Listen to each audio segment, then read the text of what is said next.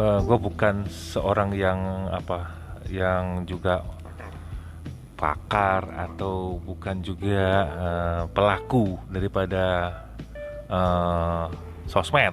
Saya bukan tokoh sosmed gitu istilahnya. Kalau pengguna user, penikmat ya. Kalau penikmat benar penikmat. Jadi apa yang saya perhatikan itu konten-konten untuk orang biasa yang tiba-tiba menjadi orang yang sangat viral itu kebanyakan dimulai dari apakah dia punya sesuatu kejadian tertentu yang memang unik, atau mungkin lebih banyak karena dia meliput sesuatu yang viral. Dia meliput sesuatu yang viral, atau bisa juga dia menanggapi konten yang viral. Nah, itu yang kita sebut hot topic.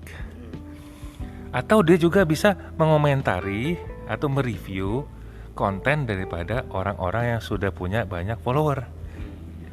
Konten orang-orang yang sudah sebagai influencer. Nah, mungkin saya sebut itu hot person. Nah, jadi yang pertama tadi adalah hot topic. Yang kedua adalah hot person. Atau mungkin mereka juga mengkombinasikan hot person yang sedang mengonten hot topic dan kita mereview itu gitu. Nah, dengan cara itu mungkin sebagai pemula itu bisa mendapat follower yang lebih cepat. Karena dari kita berusaha menanggapi atau mereview pendapat orang atau kontennya orang itu secara tidak langsung kan ya follower mereka juga akan ada yang follow kita. Harapannya begitu. Oke.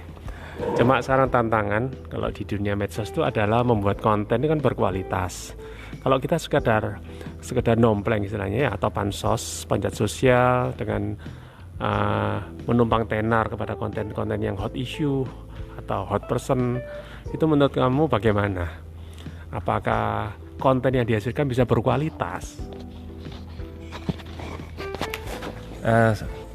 Banyak sekali review yang menurut aku sebagai orang awam sih yang menunjukkan kualitas. Contoh, kita sering gue sering buka itu yang di YouTube mengenai review penyanyi. Jadi penyanyi siapa di setel ulang terus dia mereview. Sebetulnya dia itu guru vokal. Nah, jadi kalau hasil reviewnya dia sebetulnya yang berbobot karena dia berkompeten. Nah, yang penting adalah yang kita review itu sesuatu konten yang memang kita juga paham, sehingga itu akan menjadi berbobot. Karena gini, ini sebetulnya 3 hal tadi itu kita sebut jurus pansos. Ya, apabila konten itu hot topic, terus hot person juga yang membuat konten, dan kita adalah orang yang berkompeten juga mereview itu, otomatis kita akan keangkat. Tapi dengan tanda kutip kita harus juga orang yang berkompeten. Jangan hot person hot topic tapi kita nggak kompeten. Itu kita nggak bisa pansos juga karena orang anggap ini apa nih, sampah. Karena kita orang yang kecil sebetulnya kita kompeten. Nggak ada yang lihat kita kompeten loh. Nggak ada orang tahu kita kompeten. Bagaimana orang bisa lihat kita kalau kita kompeten? Kalau kita ada berdiri di sampingnya atau di gerombolan orang-orang yang kompeten, yang sudah eksis. Secara langsung kita akan dilihat, oh dia ternyata kompeten juga.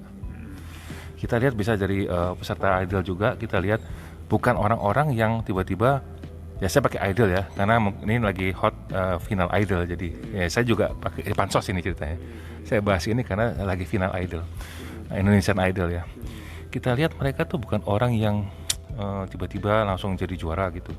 Mereka sebetulnya sering berkumpul aja sama orang-orang yang juara. Sering berkumpul sama artis-artis.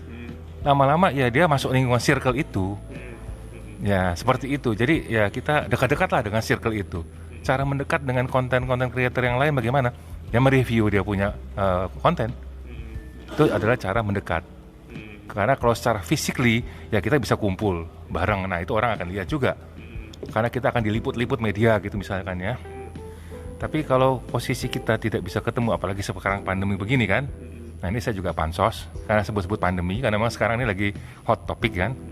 kita nggak bisa ketemu.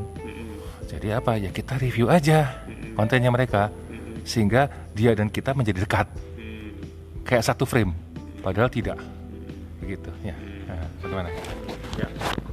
Oke, jadi strategi pertama menurut Om Tony adalah kita mesti pansos, panjat sosial, bukan sekedar hot topic, hot person. Tapi kalau kita nggak punya kompetensi di situ ya sama saja juga gitu. Jadi kita tetap harus punya kompetensi yang memadai untuk bisa kita mereview atau untuk pansos. Jadi jurus pansos itu menurut Bro Tony sangat baik diterapkan bagi pemula. Yang kedua ya lingkungan kita bergaul itu menentukan. Karena ada pepatah mengatakan, tunjukkan siapa temanmu, maka aku akan tunjukkan masa depanmu. Nah, ini hal yang memang perlu juga untuk jadi perhatian siapapun lah yang mau masuk ke dalam dunia media. Ya, apalagi ini memang hal begini ini memang ya seakan-akan milik masa depan mereka yang ada di generasi milenial atau generasi Z ya. Padahal kita yang ABG gini ya, angkatan baru gocap itu juga punya kesempatan yang sama. Karena itu juga masa depan kita bersama. Ya, oke, menurut Bro Tony gimana? Ya, begini. Kembali lagi kepada kita bagaimana mengawali kita bisa eksis, supaya kita bisa eksis di persosmedan ini ya. Terutama yang sangat menjanjikan, contoh di kita membuat konten YouTube, apakah kita sebagai pembuat konten podcast begitu. Nah, buat angkatan yang ABG, anak baru gocap ini, yang generasi Y begitu, punya hambatan, misalnya teman-temannya hanya tahu soal teman-temannya itu bisanya cuma pakai WA gitu ya, WA chat, lantas pakainya Facebook. Nah, ya kalau seperti itu biasanya ada kendala followersnya gak banyak. Pasti follower gak banyak seperti itu ya. Nah, jadi kalau kita tadi itu ini mempertegas lagi aja. Kenapa kita harus pansos? Karena kita mesti grab market dari millennials. Jadi katakan kita sama-sama lomba start untuk bikin suatu konten, untuk menjadi content creator sama orang muda. Mereka baru start aja langsung followernya banyak secara otomatis. Kita sebutnya natural follower. Karena apa? Ya mereka millennials itu hampir semua milenial 99%, mungkin 110%, bisa lebih dari 100%. Ini menggambarkan bahwa benar-benar semuanya itu melek sosmed. Jadi mereka masalah podcast begitu, yang generasi kita nggak tahu, mereka tahu gitu. Instagram pasti semua follower, TikTok juga ini mereka juga ada, semua eksis. Jadi karena akun itu ya tumpang tindih begitu, menyebabkan followers itu lebih cepat lagi, karena eksponensial ya, pengalian itu jadi lebih cepat perkalian itu. Jadi followers mereka banyak, sementara followers kita itu merambat, jadi kura-kura banget. Followers kita akan lambat. Dari awalnya mungkin hanya teman-teman reuni SD, reuni SMP, yang jumlahnya ya segitu-segitu aja sih, ya kan. Nah dari situ kita sudah kalah start. Nah di mana kita jadi kita bagaimana caranya supaya di start ini pun kita sudah bisa dapat followers bukan dari circle kita, bukan dari lingkungan kita, tapi dari luar lingkungan kita. Apabila dari luar lingkungan kita sudah followers kita, masalah orang lingkungan kita sendiri pasti akan lebih mudah gitu loh. Nah ini jurus yang ini informasi. Sebetulnya di bidang kuliner itu saya lihatnya seperti itu ya. Jadi kita coba bisa ngukur kuliner itu keberhasilan seperti apa. Ini melenceng sedikit nggak apa-apa ya. Nah ini mungkin bisa diibaratkan, karena kuliner ini menurut saya juga pansos ini cerita ini ya, karena ini juga hot topic ya kuliner. Karena sejak pandemi ini semua orang usaha kuliner kan ya. Kita bisa ngukur keberhasilan sebuah usaha kuliner seperti apa. Kalau banyak followers yang bukan circle-nya dia itu yang beli, kemungkinan dia akan sukses.